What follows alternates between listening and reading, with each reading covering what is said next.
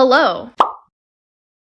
Hey guys, what's up? My name is Dom. Welcome back to my channel. If you're new to my channel, I typically make bookish content, movie content, and anything else in between because I like to do whatever I want on this channel, and tonight is going to be movie content. It's that time of year again where we discuss the 31 new to me spooky movies that I watched throughout the Halloween season. This is the third year in the row I have completed this challenge, so you can watch. I'll link down below 2023's video, 2024's. We're gonna make it short and sweet. If you want to see longer reviews for these movies, you're gonna have to watch the October wrap-up that's coming up, but also the August and September wrap-ups, because I'm gonna be transparent here.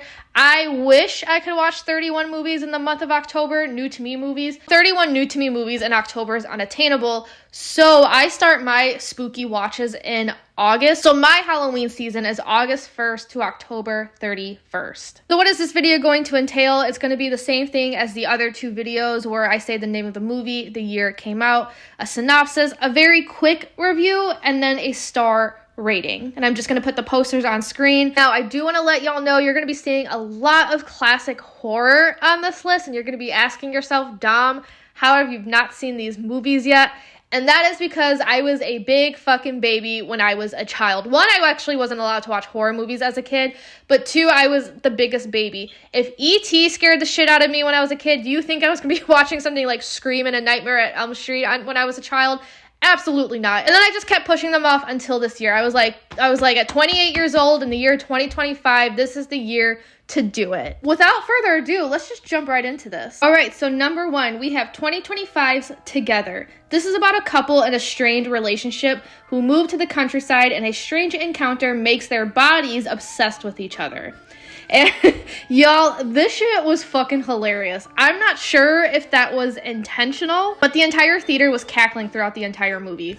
3.5 out of 5 stars. Number 2, 2025's Weapons. 17 children from the same classroom are seen leaving their houses at the same time and never return. This is from the same director as Barbarian, so I went into this expecting some goofy shit, and honestly, I think he delivered.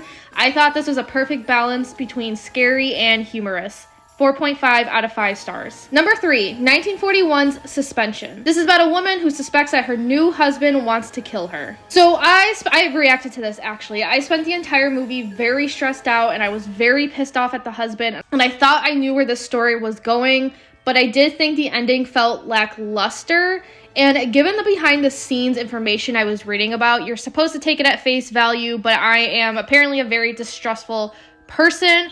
So the ending's not one of my favorites. I gave this 3 out of 5 stars. Number 4, 1940's The Invisible Man Returns. This is about a man who was in prison after being falsely accused of murder, and he takes a drug that makes him invisible and causes him to go mad. This has amazing graphics for its time, especially when you see the Invisible Man in clothing and costume. I thought they did such a great job with that, and I just had a fun time watching this guy be an asshole, and I think Vincent Price's voice fits this character better than the guy in the first movie.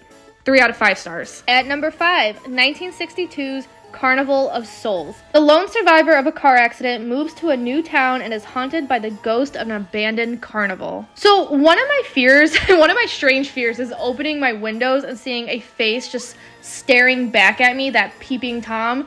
And the director of this movie said, what if we put that in a movie? 4.5 out of 5 stars. Number 6, 1962's Whatever Happened to Baby Jane. A former child star torments her paraplegic sister, who is also a former, yet better remembered actress. And I think we need more movies where two actresses who fucking hate each other star as the leads. 4 out of 5 stars. Number 7, 2025's The Conjuring Last Rites. The Warrens take on their last case. I did like the sentimental aspects of this, but the ending felt very anticlimactic to me. But when Patrick Wilson showed up on screen, the woman in front of me said, "That's my man," and I felt that. 3 out of 5 stars. Number 8, 1981's An American Werewolf in London. 2 American tourists get attacked by a strange creature after leaving a bar in countryside England. I think this is a great popcorn horror you can relax to and not think too hard about. And the effects and makeup and costuming are actually stupendous, and I think they hold up really well. 4 out of 5 stars. Number 9, 2025's The Long Walk. In totalitarian America, 50 boys participate in a walking contest where the last one standing wins. While this movie doesn't stick the landing, I did spend the majority of it with tears streaming down my face. 4 out of 5 stars. Number 10, 2004's Van Helsing. Monster Slayer Van Helsing is dispatched to Transylvania to help the last of the Valerius family kill Count Dracula. My watching experience went from this is camp and people just hate fun, to being bored out of my mind, to being locked in at the end. So take this as you will. 2.5 out of 5 stars. Number 11, 1985's Fright Night. Charlie discovers the true nature of his creepy new neighbor, but no one will believe him. This is another popcorn horror where I didn't have to think too hard about it, and I love when Jack Skellington plays a vampire. 3.5 out of 5 stars. Number 12, 2025's Him. After suffering potential brain trauma, Cameron is offered a training opportunity with 8-time championship quarterback Isaiah White. But Cam quickly learns something is off about Isaiah. Unfortunately, the amazing cinematography and sound design could not save this movie from its terrible dialogue, acting, and extremely predictable plot twist that I guessed within the first 5 minutes of the movie. 2 out of 5 stars. Number 13, 2018's The House That Jack Built. A failed architect narrates the art of his kills from the past 12 years. I wasn't really enjoying this because the camera work did make me feel like I was watching The Office, but I loved his monologues and how the scenes were put together, so I can't really give this a low score. 3.5 out of 5 stars. Number 14, 1960's The Village of the Damned. After everyone falls asleep, women of childbearing age wake up pregnant and give birth to children with blonde hair, pale eyes, and all have a connection to each other. The child actors are great in this, but the overall plot felt just alright. Any shock value is from the end.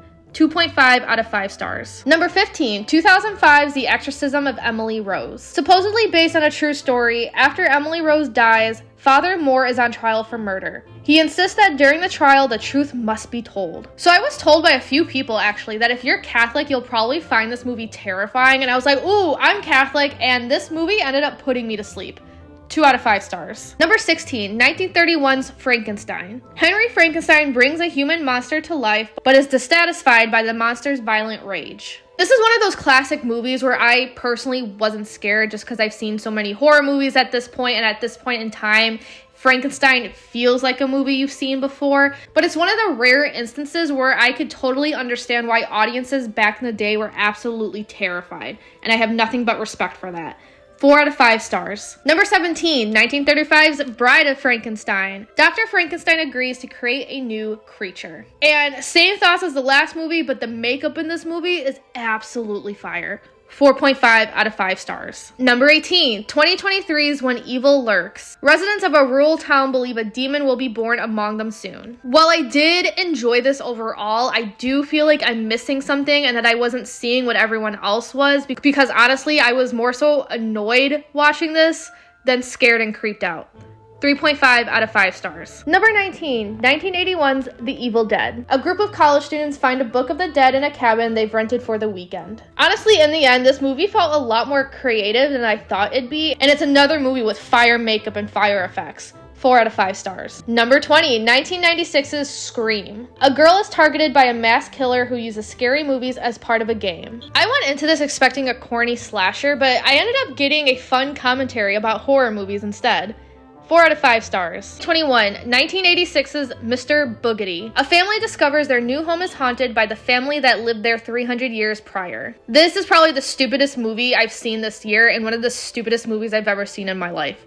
1.5 out of 5 stars. Number 22, 2013's Toy Story of Terror. The toys go missing while at a hotel. It was cute. We do love when characters are overcoming some trauma, but I was definitely expecting something more Halloween themed than what we got.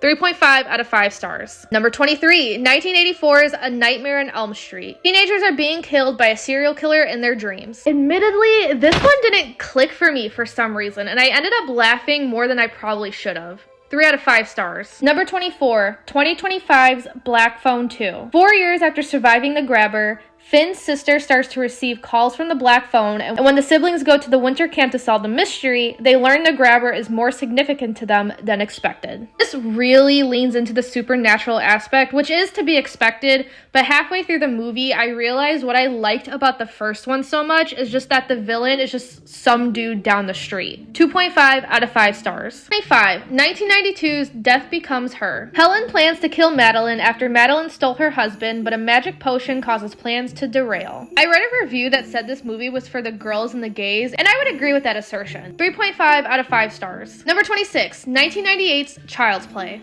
A child's toy is inhabited by the soul of a serial killer. This is one of the few movies that claims to take place in Chicago and actually takes place within city limits and not a fucking suburb, so this gets automatic respect from me. 3.5 out of 5 stars. Number 27, 2021's Under Wraps. So heads up, I went into this not realizing it's a remake, but it's the same synopsis as the first movie. 3 friends have until midnight to return a mummy to his resting place as they're being chased by criminals. And I spent the entire duration of this movie asking myself, has Disney Channel acting always been this bad? 2 out of 5 stars. Number 28, 1978's Halloween. 15 years after killing his sister, Michael Myers escapes a mental asylum and returns to Haddonfield, Illinois to kill again. Typically when it comes to classic horror like this, I finish the movie and wonder how entire franchises happen. But honestly, after the ending of this movie, I totally get how they were able to make a whole franchise, because even my jaw was on the floor. 4 out of 5 stars. Number 29, 2019's Dr. Sleep. This is a sequel to The Shining, and it's about the little boy Dan, who is now an adult, and he is tormented by his past but must face the ghost when he meets a girl named Abra, and not only does she have the shine, but she's being chased by those who want to take it from her. Admittedly, I actually like this movie better than the first one conceptually, just because we do get to see more of the shine at play, but it does feel very long. 3.5 out of 5 stars. Number 30, 2013's Oculus. A woman tries to prove the crime that destroyed her family was caused by a supernatural phenomenon. The last half of this movie is told in a way where the past and present are kind of layered on top of each other, and I thought that was done so well, and it worked really well. It felt very, very trippy. 3.5 out of 5 stars. And for my last movie of the season, at number 31, we have 2024's I Saw the TV Glow. Teenager Owen finds out about a TV show from a friend that explores the supernatural, and his reality begins to crack. So admittedly, this movie is a little too slow and vibes-based for my taste, but it also just felt so incredibly vulnerable that I can actually see this movie becoming a quick favorite if you enjoy those aspects in horror movies. 3 out of 5 stars. And we reached the conclusion of this video. Those were all the movies I watched this year. I had a pretty great year. I'm so glad I can cross off so many classics off my list. Special shout out to my 2 rewatches this year. It was just Igor and The Nightmare Before Christmas, which I watched twice, once on my own, and then I saw it in theaters in 3D because I just had to hear that music on movie theater speakers. But again, if you want me to expand my thoughts on any of these movies, just look out for my October wrap-up that will come out eventually. I don't know, but it will come out, I promise you. If you like this video, give it a big thumbs up, comment, subscribe, y'all know the drill, and without further ado, I'm gonna peace out, and I'll see you guys later. Ciao, tutti.